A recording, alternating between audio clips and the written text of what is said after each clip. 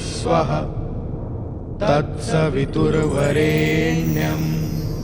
भर्गो देवस्य धीमहि धियो यो नः प्रचोदयात्। सुख आणिक दुःख यांना सांधते आहे, जीवनाशी ती कधीची भांडते आहे।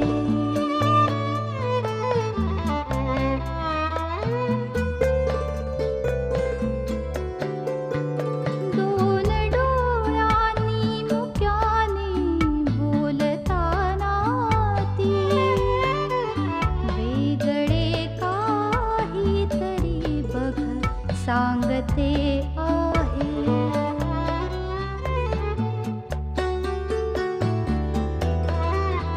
जीवनाचे एक गाणे गात जाताना वेगळीशी चाल त्याची बांधते आहे। जीवनासाठी जणू ही अकस्मिता, सुखाणिक दुःख वेडी अवंतिका।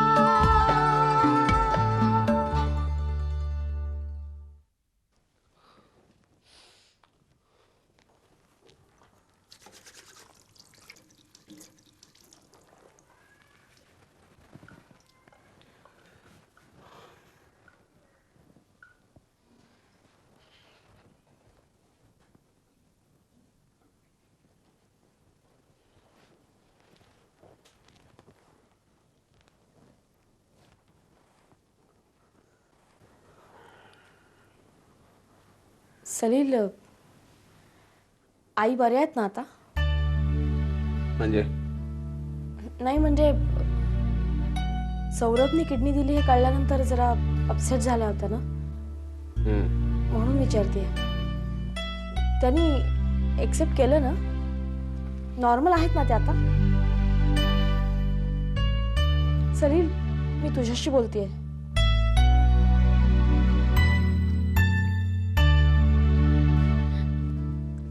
सलील, प्लीज बोल ना रे माझ्याशी।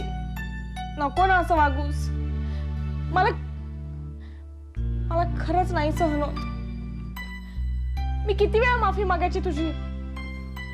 का शिक्षा देतोयस तू मला अशी? सलील, सलील प्लीज सलील, मला खरंच गुदमरल्यासारखं होतं रे।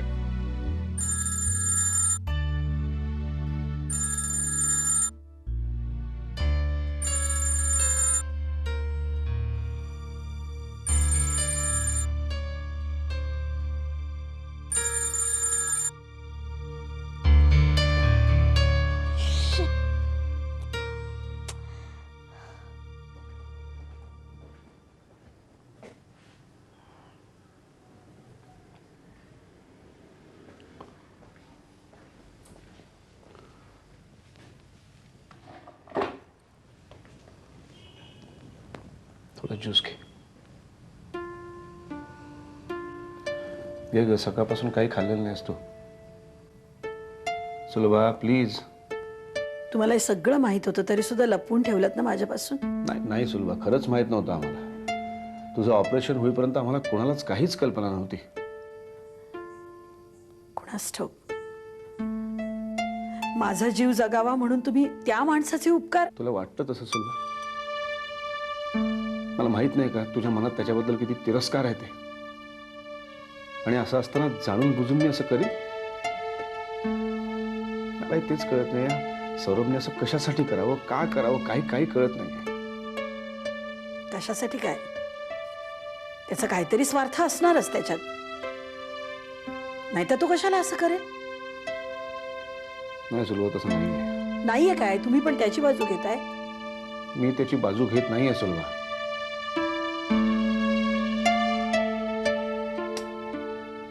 किडनी डोनेट करणं हा काही पोरखेळ नाही सुलभा, तुला माहिती आहे। त्याने फार मोठा सॅक्रिफाईस केलाय आपल्यासाठी। तो कशासाठी करेल सॅक्रिफाईस? आणि तोही असा तेच तर आम्हालाही कळत नाही ना. छे, मला ना पटतच नाही. पण ते सत्य आहे सुरुवात, आणि ते आपल्याला आता स्वीकारावंच लागणार आहे. शी, कसलं आयुष्य होय. जीवदानाचा आनंद सुद्धा उपभोगता येऊ नये. अरे, दान म्हणायचं, भीक म्हणायची, की या स्वार्थी माणसाने आपल्या पापाचं केलेलं परिमार्जन म्हणायचं.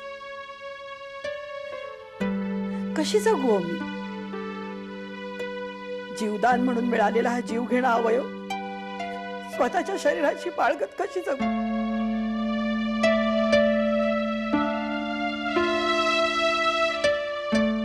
अण्णा हे घ्या.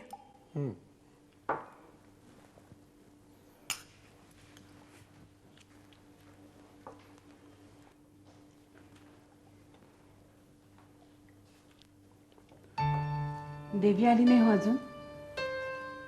येईल इतक्यात.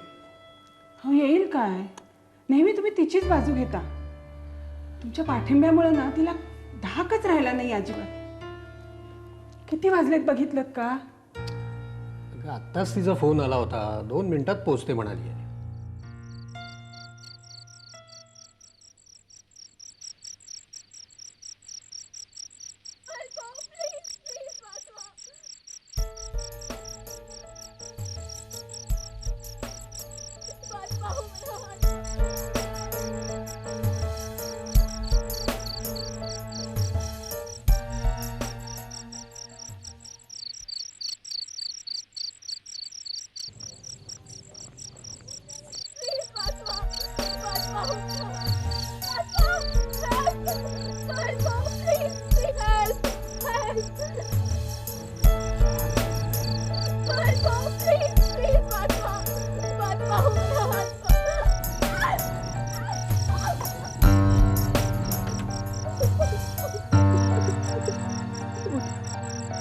उठ शांत हो.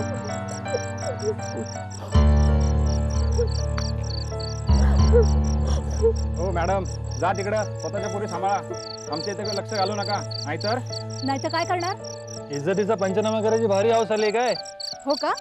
बघू ना कोणाच्या इज्जतीचा पंचनामा होतो ते. एक पाऊल तरी पुढे टाकून दाखव. काय करणार? मारणार की काय? ए, वेळ आली ना तर मारेन सुद्धा. लाज नाही वाटत? रात्रीच्या वेळी मुलींना छळता घरातल्या आया बहिणीची आठवण नाही होत तुम्हाला? खबरदार, पुढे आलात ना तर वाईट परिणाम होतील हे लक्षात ठेवा. मॅडम, आम्ही 10 वर्ष शाळा शिकली, त्याचा काय फायदा झाला नाही. 10 मिनिटाच्या लेक्चरने काय फरक पडणार आहे? थोडा बरं दिला. ए, हिम्मत असेल ना तर हात लावून दाखव.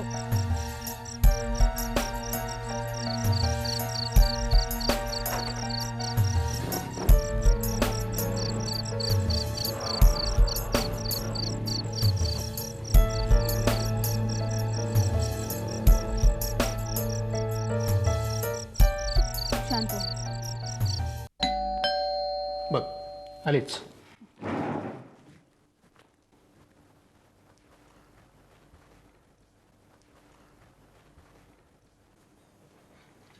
ये आत ये. हे बघ, आता घाबरण्याचं अजिबात काही कारण नाहीये. तू इथे शांत बस. हां, काय झालं देवयानी? सांगते अण्णा. बस. देवी काय झालं? मी सगळं सांगते. थोडं आधी पाणी आण हिच्यासाठी. देवयानी काही प्रॉब्लेम नाही ना? अण्णा होता, आता नाहीये. पण शांत होतो. हे घे. घे, पाणी घे.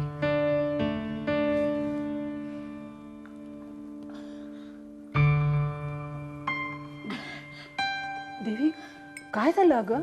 अगं, मी येत असताना ना काही मुलं हिच्या मागे लागली होती. मी वेळेवर पोचले म्हणून बरं झालं. बिचारी इतकी घाबरली होती म्हणून घरी आणलं.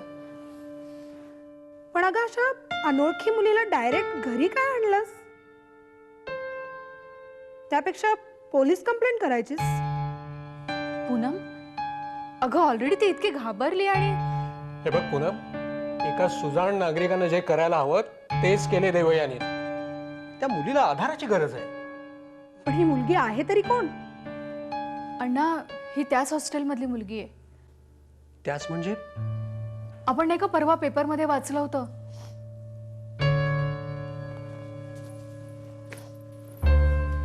अण्णा, हे सगळं किती भयंकर आहे हो.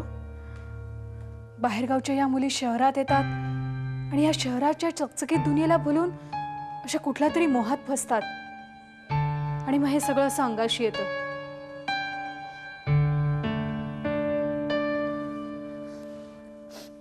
तुला समजतंय ना मी काय बोलते ते? हे बघ आता तरी शहाणी हो. आपल्याला आई वडील विश्वासाने इथे पाठवतात आणि आपण काय करतो? हे सगळं आई वडिलांना कळलं तर त्यांना काय वाटेल? थोडासा विचार कर. चल आम्ही तुला हॉस्टेलवर सोडून येतो. नाही, मला हॉस्टेलला नाही जायचंय परत. हे बघ तू घाबरू नकोस, आम्ही दोघंही येतो तुला सोडायला. नाही नाही, तुला असं काही वाटलं ना तर तू मला फोन कर, मी लगेच येईन. आणि आम्ही रेक्टरशी बोलतोच ना. हा चल चला चल, शांत हो. चल आलोच आम्ही.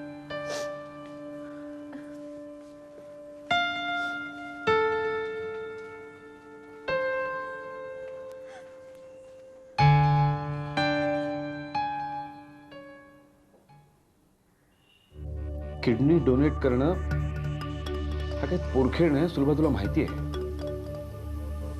त्यांनी फार मोठा सॅक्रिफाईस केलाय आपल्यासाठी.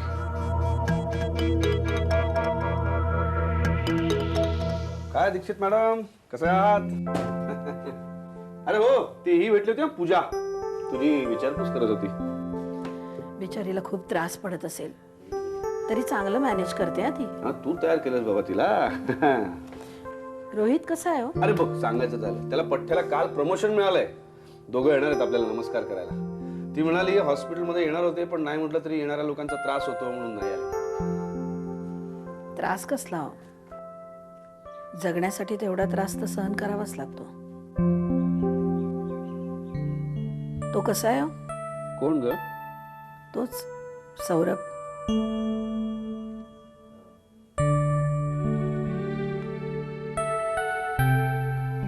बरं आहे.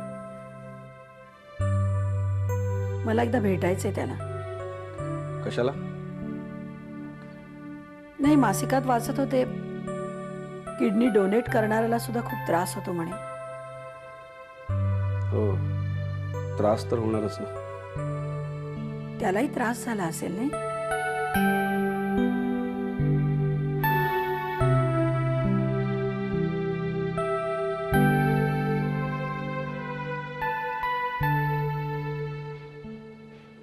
गेले काही दिवस मी माझ्या मैत्रिणींना त्यांच्या श्रीमंत बॉयफ्रेंड सोबत फिरताना बघते.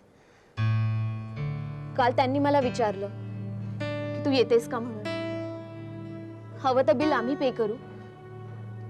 मग काल आम्ही पबमध्ये गेलो, जेवलो.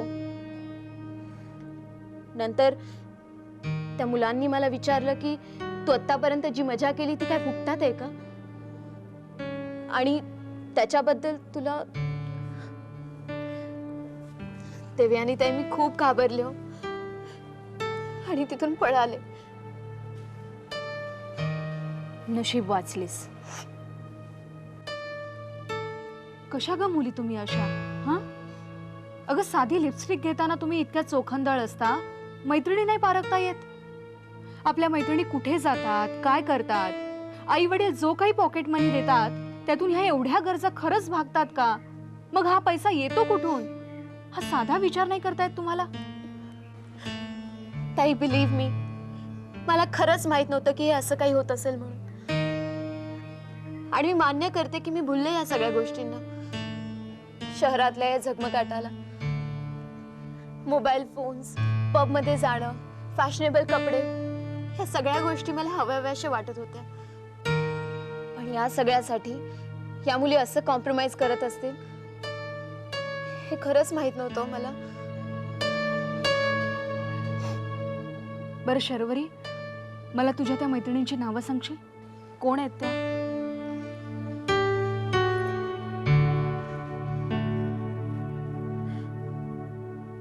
देवयानी ताई, सॉरी, मी त्या मुलींची नावं नाही सांगू शकत तुम्हाला.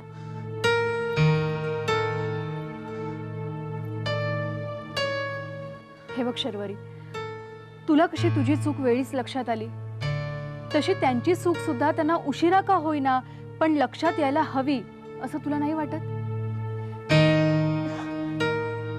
दिव्यानी ताई, मला खूप भीती वाटते हो. प्लीज नका विचारू तुम्ही या गोष्टी. बरं तू त्या मैत्रिणींची नावं नको सांगूस, पण निदान मला हॉस्टेलवर तर नेशील?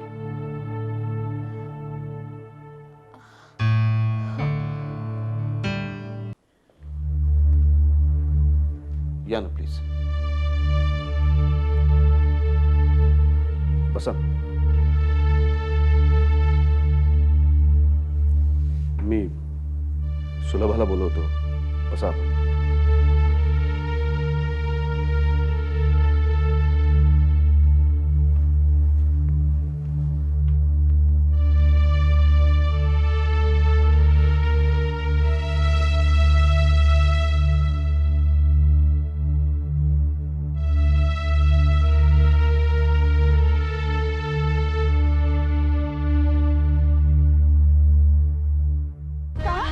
निघालात? स्वतःच्या भेकडपणाच्या कथा संपूर्ण ऐकण्याआधीच निघालात? तुम्हाला काय वाटलं मी कोलमडले असेल, मी मोडून पडले असेल? तसं काहीही झालेलं नाहीये. जा तुम्ही आता इथून, प्लीज जा. बरं नाही रे होणार बाबा, तुझं काय केलंस रे बाबा माझ्या पोरीचं तू? हल्ली तर याच जन्मी फेडावं लागतं. परमेश्वर पुढचा जन्म नाही दाखवत कुणालाही. सुलभा, टेन्शन तू आणि टेन्शन. सुलभा,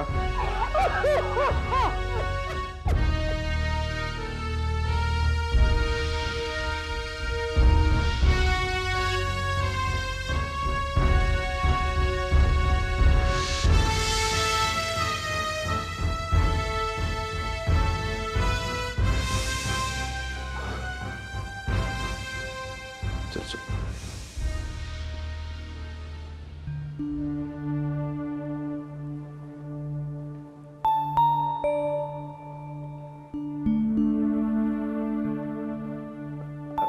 आपण बसा ना प्लीज, प्लीज बसू.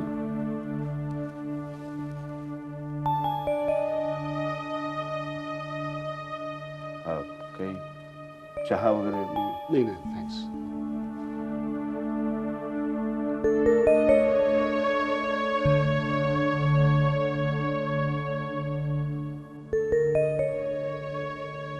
मला माहिती आहे या क्षणी तुमच्या मनात काय चाललं असेल, आणि ते साहजिक आहे.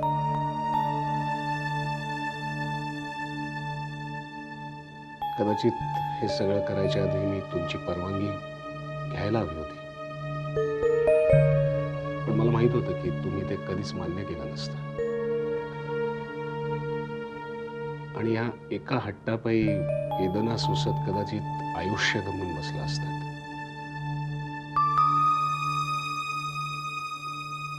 नाही, आम्हाला अजूनही एक खूप मोठा प्रश्न पडलेला आहे, तो हा की तुम्ही हे सगळं का, म्हणजे बाबा हे सगळं अगदी सहज घडलं, किंवा कदाचित हे होणं लिहिलेलं असेल, म्हणूनच या सगळ्या गोष्टी जुळून आल्या आणि शक्य झाल्या. याआधी मी तुम्हा सगळ्यांना भेटण्याचा खूप प्रयत्न केला. मला तुम्हा सगळ्यांची माफी मागायची होती, माझी बाजू मांडायची होती, पण कधी संधीच मिळाली नाही. त्यावेळेला मी चुकलो, मला मान्य आहे, पण ह्याच्यामध्ये परिस्थितीचा मोठा भाग होता. खरंच म्हणजे कधी कधी माणसाची सत्सद विवेक बुद्धी फिरते आणि मग माणूस चुका करत जातो, आणि मग नंतर किती पश्चाताप झाला, किती प्रयत्न केला तरी त्याचा काही उपयोग नसतो. म्हणून जेव्हा बाबांनी मला फोन करून सांगितलं की तुम्हाला माझ्याशी बोलायचं, तेव्हा मला खरंच बरं वाटलं की निदान तुम्ही माझ्याशी बोलायला तरी तयार झालात.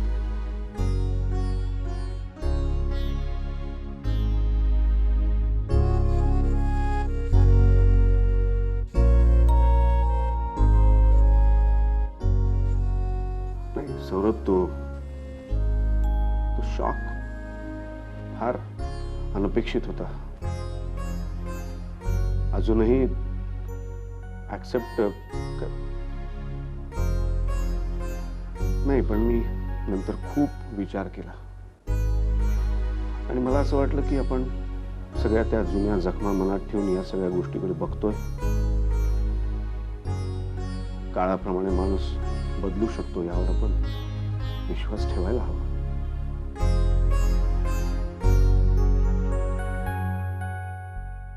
आणि खरंच ह्याच्यामध्ये फक्त आईंचे प्राण वाचावे एवढा एकच हेतू होता माझा. आणि सुदैवाने आता ऑपरेशन नंतर आईची आणि माझी प्रकृती सुधरत चालली.